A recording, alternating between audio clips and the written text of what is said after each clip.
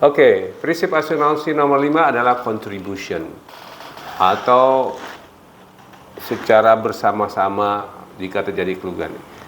Contribution ini merujuk kepada hukum Inggris dalam konteks asuransi di mana didefinisikan sebagai hak seseorang menanggung untuk penanggung mengajak atau meminta penanggung-penanggung lainnya yang sama-sama bertanggung jawab kepada tertanggung yang sama untuk membagi suatu pembayaran atau ini ganti rugi. Jadi jika terjadi ganti rugi dan ternyata ada pihak-pihak lainnya juga ikut bertanggung jawab untuk penggantian ini terutama dalam pihak asuransi, maka dengan prinsip contribution ini itu diperbolehkan untuk mengajak pihak lain untuk menanggung kerugiannya.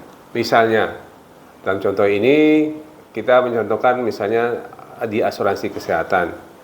Contoh di sini Pak Ahmad dirawat di ICU selama 7 hari dan memakai biaya sudah hampir 100 juta.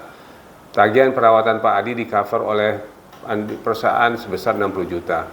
Nah, jika pihak Pak Ahmad memiliki asuransi lain, maka asuransi yang lain, FEG, akan mengganti. Jadi, misalnya contoh kalau kita sekarang kan BPJS, kan? BPJS sudah dijamin semua, tetapi ternyata ada biaya-biaya lain yang tidak dijamin oleh BPJS atau nilainya terbatas, sehingga selain jaminan yang penggantian yang didapat dari BPJS, masih ada lagi biaya yang harus dikeluarkan untuk biaya prestasi.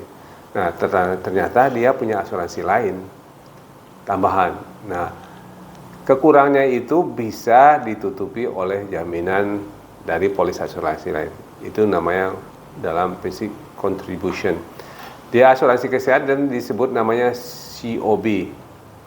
COB itu Coordination of Benefits. Itu sudah ada beberapa perusahaan asuransi yang menaruhkan, yaitu kerjasama antara BPJS Kesehatan dengan beberapa perusahaan asuransi. Jika ini terjadi, maka sisanya dibayar oleh asuransi kesehatan yang dibeli. Itu pelaksanaannya bagaimana? Ya, perusahaan selain membeli asuransi BPJS juga membeli asuransi tambahannya, jadinya coordination benefit. Ya, oke, itu contribution contohnya. Next.